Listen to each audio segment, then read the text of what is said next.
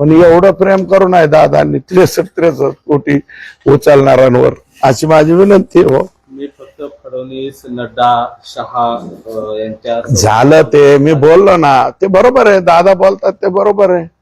फडणवीस साहेबांशी बोलू शकतात, नड्डा साहेब ते ज्येष्ठ म्हणजे महायुतीचे एक प्रमुख घटक आहेत. ते जर त्यांना कोणाबद्दल काही बोलायचं असेल, मी तर काही त्यांच्यावरती बोललो नाही. माझ्याकडून चुकून एकदा एकेरी उल्लेख केला होता, मी माफी मागितली होती.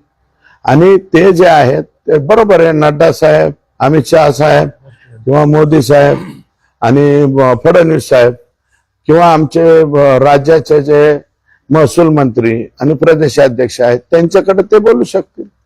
बाकीच्यांना, आम्हाला छोट्या कार्यकर्त्यांना दादांनी बोलण्याचं काय कारण? धनंजय मुंडे म्हणतात की माझ्या राजीनाम्याची मागणी कोणीही केली नाही. आम्ही सुद्धा नाही केली. मी कुठं राजीनामा केला? फक्त एवढं म्हणतो, ही एवढं कस काय उचललं, एवढं म्हणणं आहे बाबा. आता याचं उत्तर द्या म्हणा एक्स पालकमंत्र्यांना. हा बोला. आता ते तुम्हीच बघून घ्या ना, त्याच्यातले कंत्राटदार कोण आहे काय, एवढं कुठं बघत बसावं. काही काय मजूर संस्था आहेत, काही गुत्तेदार आहेत, त्यांचे नावं तुम्हीच बघा. पीडीएफ दिल्यावर काय अडचण आहे तुम्हाला? पीडीएफ दिल्यावर गुत्तेदार कळेल, हे कळेल, ते कळेल, कोणाच्या नावावर आहे काय आहे. आणि हे पसारा थोडा आहे का? हे लय मोठा पसारा आहे. हा, कामांच्या याद्या आहेत. काही ठिकाणी लाखात पैसे उचललेत, काही ठिकाणी कोट्यात उचललेत. ठीक आहे. हे पहिलं जे हे आहे 30/12/2021 ते 31/3/2022 या कालावधीत भाऊ किती पैसे उचललेत? 70 कोटी ना पहिल्या कट्ट्यात. 37 कोटी 37 कोटी हे लास्टला आहेत. ते 37 कोटी 70 लाख पहिल्या टप्प्यात. उद्या डीपीडीसीची बैठक आहे आणि पहिल्यांदाच उपमुख्यमंत्री आणि जिल्ह्याचे पालकमंत्री अजितदादा उद्या येत आहे. पंकजा मुंडे सोबत आहे, धनंजय मुंडे सोबत आहे, तुम्ही राहणार हो. त्या आधीच तुम्ही हा घोटाळा काढला. मी आधी काय डीपीडीसीच्या आधी काढला नाही. माझ्याकडे आता पोहोचला, आज दुपारी पोहोचला. जे जे कोणी त्या परिसरामध्ये त्यांच्यावरती समजा प्लीज असतील लोक, ते प्लीज असलेले लोक कागद आणून देतात माझ्याकडे आणि त्याच्यावरती मी बोलतो. आता महादेवराव मुंडेंचा मर्डर झालेला सुद्धा मला बाहेरून थोडीच अमेरिकेतून कोणी नाही सांगितला, परळीतल्याच लोकांनी सांगितला.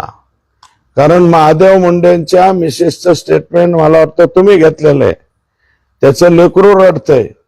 अजूनही महादेव मुंडेच्या 15 महिन्याच्या नंतर सुद्धा एकही आरोपी पकडला गेलेला नाही. म्हणून ही माहिती ज्यावेळेस आली, डीपीडीसी उद्या आहे का नाही का याचा काय संबंध आहे याच्याशी? याच्याशी जे जे माझ्या पुढे ज्या ज्या दिवशी येईल त्या त्या दिवशी मी लोकांच्या पुढे मांडायचा प्रयत्न करेन. 73 कोटी रुपये उचलणं म्हणजे भाजपाला नाही राव, हे लय अवघड आहे. इतकाले पैसे कस काय उचलू शकतात? 73 कोटी मध्ये मला वाटतं एखादा मतदारसंघ कॉन्क्रिटीकरण झालं असतं त्याचं, नाही तर अख्ख्या जिल्ह्याच्या शाळा बांधता आल्या असत्या.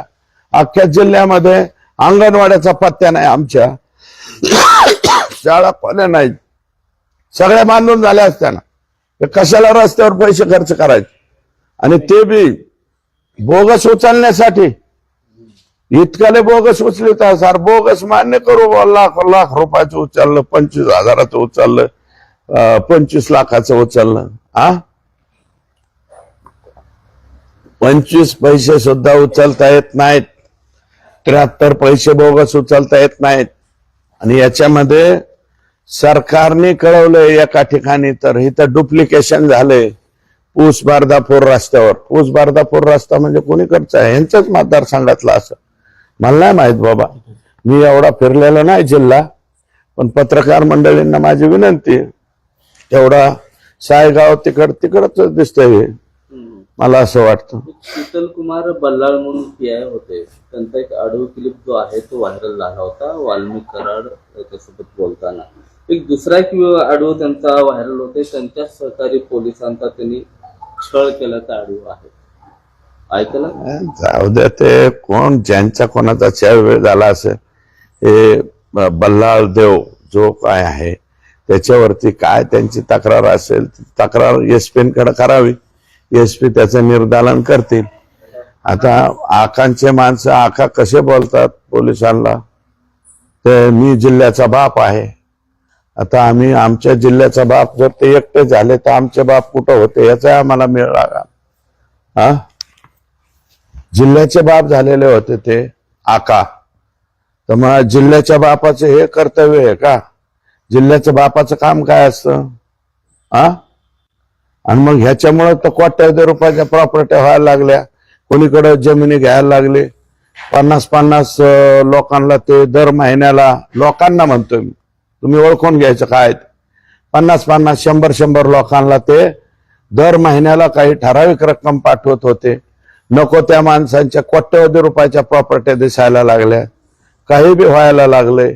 मग याचं कारण काय? हे आता इतकाले बोगस मला वाटत नाही महाराष्ट्रातल्या कोणत्या एका मतदारसंघामध्ये 73 कोटी रुपयाचं बोगस बिल उचललं गेलं असेल. हे बोगस बिल कसे उचलले बाबा? कोरोनाचा काळ होता, तुमचं होतं, ठाकरे साहेबांचं मंत्री मुख्यमंत्री होते, उपमुख्यमंत्री दादाच होते. दादांना आता उद्या आम्ही विचारू, दादा मायबाप हे कसं इथलं इथं चौकशी लावतात का वरून चौकशी लावतात बघूया. आणि शिवेंद्र बाबा या खात्याचे मंत्री झालेत आता. आणि सगळ्यात जास्त म्हणजे बरं झालंय, प्लॅनिंग आणि फायनान्स ज्यांच्याकडे आहे त्यांच्याकडंच हे तपासणी आता येणार आहे. प्लॅनिंग डिपार्टमेंटला सुद्धा डोकं चक्रावून जाईल ना, इतकं भारी प्लॅनिंग आहे. डीपीडीसीचे पैसे कलेक्टर कडनं बीएनसीला पाठवायचे, बीएनसी कडनं जिल्हा परिषदेला डंप करायचे. म्हणजे जिल्हा परिषदेला काय, या वर्षीचे पैसे पुढच्या वर्षी खर्च करतायत. हे मार्च महिन्यामध्ये पैसे डंप केले, म्हणजे डिसेंबर महिन्यापासून डंप करण्याला सुरुवात केली. प्लॅनबद्ध कार्यक्रम बघा, डिसेंबर महिन्यापासून मार्च महिन्यापर्यंत पैसे डंप केले आणि 25/6 हे पैसे काढून घेतले. कारण पैसे कुठे आहेत? जिल्हा परिषद. मग बिल कुठून काढायचे? बीएनसीतून. मग पैसे परत जिल्हा परिषद कडून ट्रान्सफर करायचे. कुठं?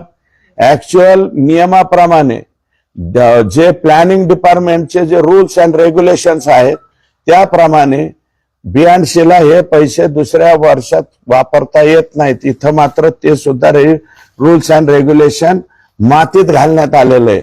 जिल्हा परिषदेकडून पैसे ट्रान्सफर केले बीएनसीला आणि बिल बीएनसी कडून काढून घेतले. एवढ्याले बिल काढायचे म्हणल्यावर कसं व्हायचं वा?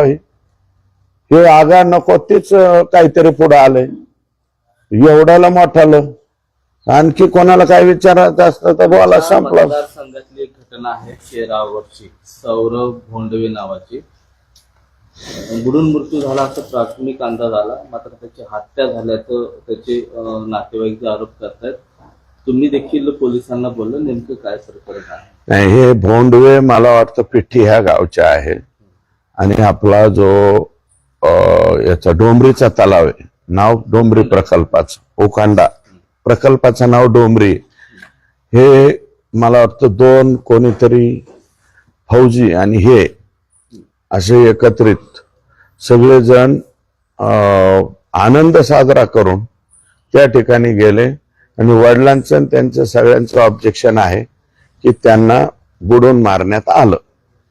आणि नंतर हे गेले तर केदार नावाचे एक पीआयचा चार्ज दिलेले आकाने, त्यांनी या लोकांची फिर्याद घेतलेली नाही. म्हणून आता एसपी साहेबांना आमची विनंती आहे की जर वडिलांनी त्यांच्या कुटुंबियांनी फिर्याद जर दिली तर ती फिर्याद घ्यावी आणि चौकशीमध्ये जर काही नाही आढळलं तर त्या लोकांना रिलीव्ह करावं. रिटायर्ड फौजी का काय आहेत ते 2.